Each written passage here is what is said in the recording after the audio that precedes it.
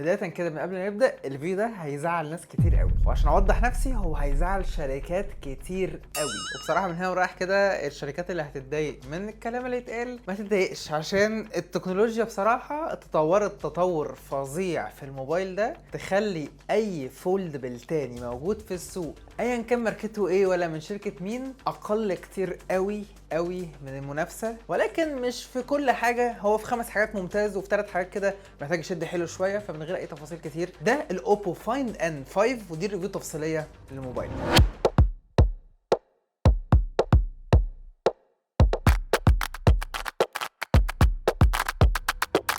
نبداها من جوه العلبه. علبه الموبايل ده كده مش بتحافظ على البيئه، علبه مليانه حاجات كتير جدا، وبصراحه يعني البيئه على عيني وراسي، بس الفاليو اللي انت بتاخدها في الموبايل ده في العلبه احلى كتير قوي من المنافسه. وركز معايا في كلمه المنافسه دي عشان هتتكرر كتير قوي. لما تفتح العلبه هتلاقي الشاحن 80 واط، سلك يو اس بي اي ليو اس بي سي، كيس مصنوع من خامه قيمه جدا، والموبايل بيجي بسكرين بروتكتور محطوط على الجهاز نفسه. المنافسه هنا بتديك الموبايل وسلك الشاحن. وخلينا نتكلم عن الهاردوير والماتيريالز والاستخدام بتاع الموبايل. ولو هنتكلم عن الموبايل ده فهو الحاجه المميزه ليه ان هو حاليا ارفع موبايل فولدبل في العالم، ارفع موبايل بالسمك ده في العالم. من كام يوم كده عملنا ريفيو للفولدبل بتاع فيفو، وكان هو ارفع موبايل وقتها، ولكن بنزول ده هو ده اخذ اللقب الجديد لارفع موبايل انت هتشوفه في حياتك. ولو هنقارن بالمنافس فاحنا بنتكلم على 30% سمك اقل، ثيكنس اقل، و10 جرام وزن اقل. ده غير ان الشاشه الاماميه دلوقتي بتيجي حاجه اسمه سيراميك جلاس، ده بيقدر يحميك ضد الجيتس. يعني عارف يعني ايه جيت؟ يعني تفتح كده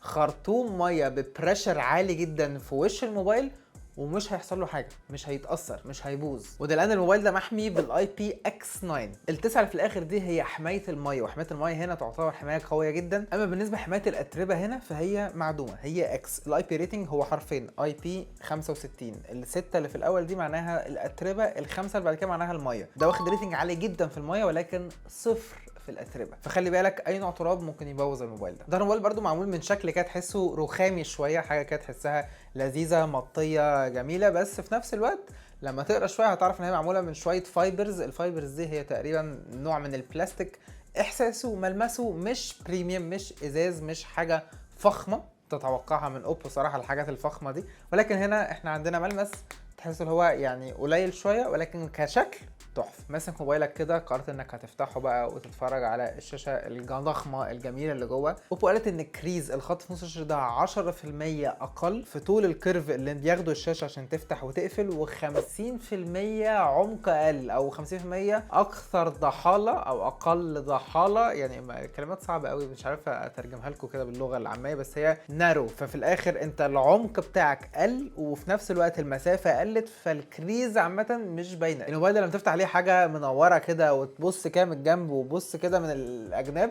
الكريز مش باينه خالص يا جماعه، ودي حاجه مخليه استخدام الموبايل ده فعلا اجمل. غير الشاشه اللي اوبو فعلا تفوقت بيه جدا عن المنافسه هي البطاريه، وبطاريه في السمك ده وفي الفولدبل فورم فاكتور، في الشكل الفولدبل اللي مش بتقدر تحط فيه بطاريات كبيره. اوبو حاطط بطاريه 5600 ملي امبير، وده من نوع سيليكون كاربون، اللي هي بطاريه بتكون دنسيتي اكثر شويه من بطاريات الليثيوم ايون. دي تكنولوجيا بدأنا نشوفها مؤخرا. ومش بس كده، زي ما قلنا في اول فيديو الشحن الموبايل ده 80 واط، والشاحن بيجي جوه العلبه. الموبايل ده بيشحن من 0 ل 100% في حوالي 50 دقيقه، اقل من ساعه، بطاريه كبيره وتحفه. المنافسه في الرينج ده من السعر بتتكلم في بطاريه 4400 ملي امبير، 4500 ملي امبير في الرينج ده. لكن خليك عارف معلومه، البطاريه في الموبايل ده بتستهلك اسرع من المنافسه في الحاجات التقيله. فاتح لعبه تقيله بتلعب ببجي 50 ساعه في اليوم هتخلص البطاريه اسرع من المنافسه. ده يرجع المعالج هنا اجدد اقوى شويه، ممكن يكون بيستهلك طاقه اكتر في التاسكس التقيله. ولكن لو هتقلب على الافريج يوز، انت ماسك الموبايل ده فاتح واتساب،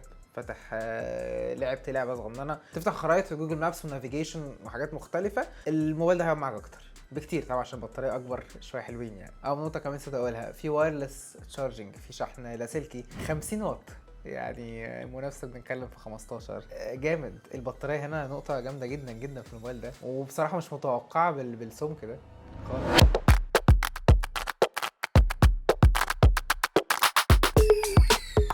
الشاشه الاساسيه في الفايند ان 5 شاشه 8.4 بوصه، ودي تعتبر اكبر شويه من المنافسه، بريزولوشن 2248 في 2480، بتتكلم في 412 بكسل في كل بوصه. الشاشه دي من نوع اولاد، فيها اتش دي ار 10 بلس، 1400 نتس الهاي برايتنس مود الاتش بي ام، و2100 البيك برايتنس بتاعها في وضعيه الاتش دي ار والحاجات دي. والشاشه دي حاليا فيها ميزه مش موجوده في اصحاب الميزه دي، وهي الانتي ريفلكتيف كوتنج. الشاشه الداخليه دي عليها طبقه تخلي الشاشه مش بتعكس الانوار الجامده اللي حواليك. دي حاجه اصحابها اكيد هيحطوها في الفيرجن الاجدد منه، ولكن اوبو بس حبت ان هي تسبقهم وتحطها. ويعني انا في اخر الفيديو هقول لكم يعني حاجات جميله عن الموبايل ده. اما بالنسبه لشاشه الكفر اللي جوه، فهي شاشه الماسكه بتاعتها واستخدامها خصوصا معروف على الموبايل ده وحجمها ان هي وصل الحواف بالشكل ده، تخلي ده موبايل 100%. وعامه سمك الموبايل وهو مقفول وفي ايدك كده وهو مقفول، انت ممكن تروح تحطه جنب ايفون وما تحسش بفرق كبير. يعني الموبايل ده هو في جيبك، هو في اي حاجه،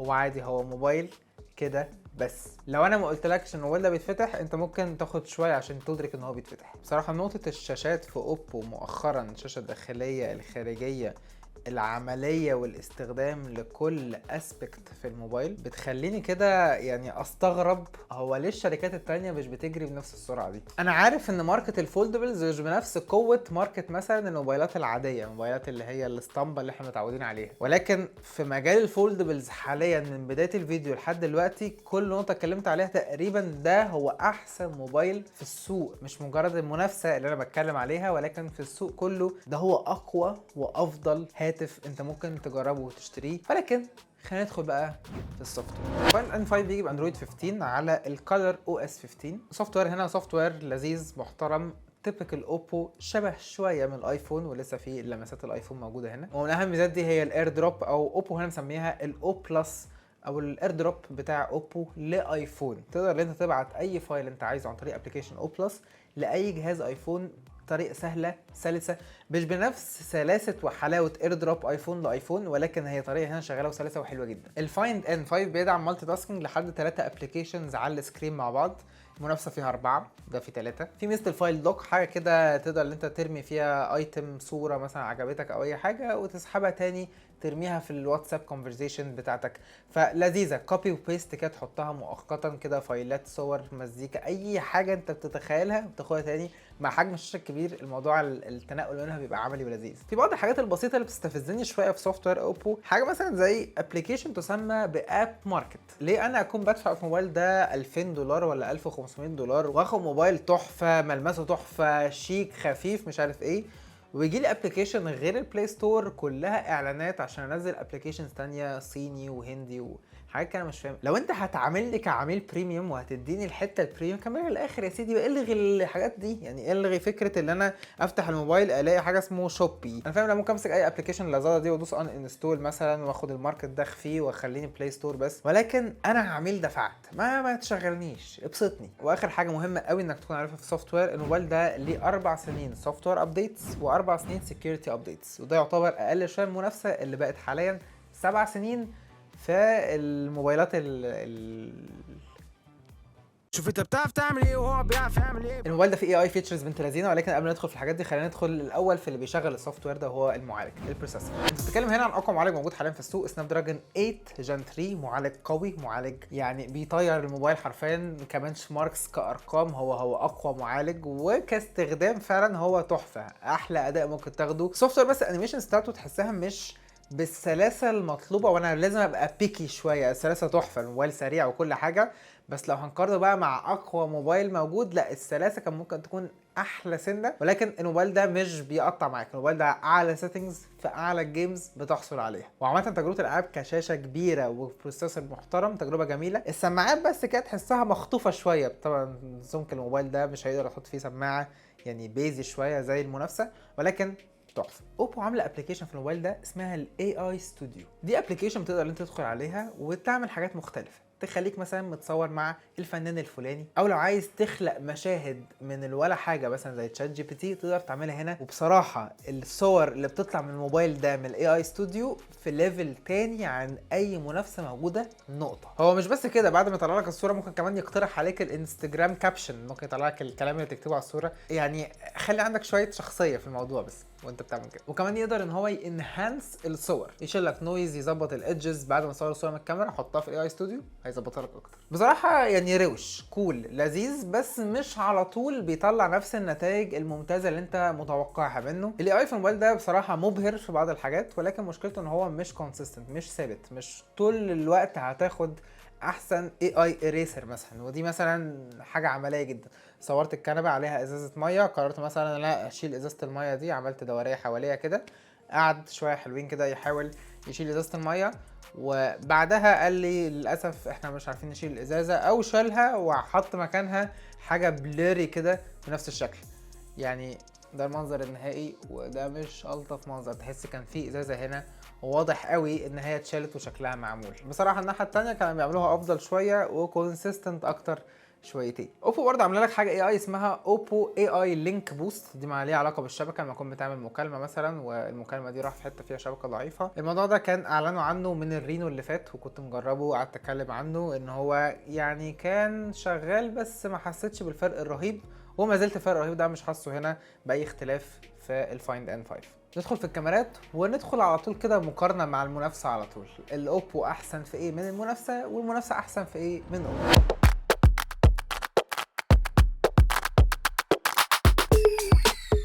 الكاميرا السيلفي في الموبايل ده هي احسن من المنافسه نقطة، خصوصا الكاميرا السيلفي الداخلية، لانه هنا مش عاملينها ان سكرين كاميرا، عاملينها كاميرا مخصوصة مقطوع لها سبيس، فالكاميرا بتشوف كويس مش بتشوف من تحت الازاز، فدي حاجة بتخلي الصور طالعة احلى كتير. الكاميرا التليفوتو الزوم في الموبايل ده كاميرا 3x 50 ميجا بكسل، المنافسة 10 ميجا بكسل. ولكن مش بس كده، اللي فعلا مميز في الموبايل ده هي ان الكاميرا التليفوتو بتدعم الماكرو شوتس، فبالتالي السبجكتس اللي انت بتصورها وبتحب تقرب منها، عاده الموبايلات التانية بتكون على الالترا وايد، بتعمل موبايل الترا وايد تقرب كده بالمنتج والصوره بتكون حلوه وكده، بس انت فكره الماكرو انت عايز كاميرا زوم، انت عايز تقرب من السبجكت اللي انت بتصوره، وهنا الكاميرا دي بتعمل ده. على الناحيه التانية في المنافسه، الكاميرا الالترا وايد ممكن تكون افضل شويه، الوان الصور عامه تحسها ناتشرال سنه في المنافسه، واخيرا البورتريت مود بتاع المنافسه لا يعلى عليه بامانه كده. في نقطة الكاميرات بالذات الاوبو مميز في حاجات، ولكن هو يعتبر زيه زي المنافسة، مش اللي هو اعلى زي ما هو اعلى في البطارية، زي ما هو اعلى في الاداء، زي ما هو اعلى تقريبا في كل حاجة تانية زي ما اتكلمنا عنه. الفيديو ده زي ما قلت في بدايته انا عارف ان هو هيضايق المنافسة، ولكن المنافسة عليها دور ان في المنافسة اللي جاية تنزل لنا كده ابجريدز حقيقية تخلي الموبايل ده فعلا يقعد في بيته، لان المنافسة الموجودة حاليا بسمكها بحاجات كتير فيها اتكلمنا عنها في خلال الفيديو مش بتقدر توصل للاوبو فايند ان 5 قدر وصل له. بصراحه الموبايل ده موبايل مميز جدا، لو بتفكر تشتري فولد حاليا في مايو 2025 الموبايل ده هو الموبايل الفولدبل الوحيد اللي يملى دماغك. دي كانت ريفيو الفايند ان 5، اتمنى الفيديو يكون عاجبكم. لو عرفت مين هي المنافسه كومنتات تحت. اشوفكم فيديو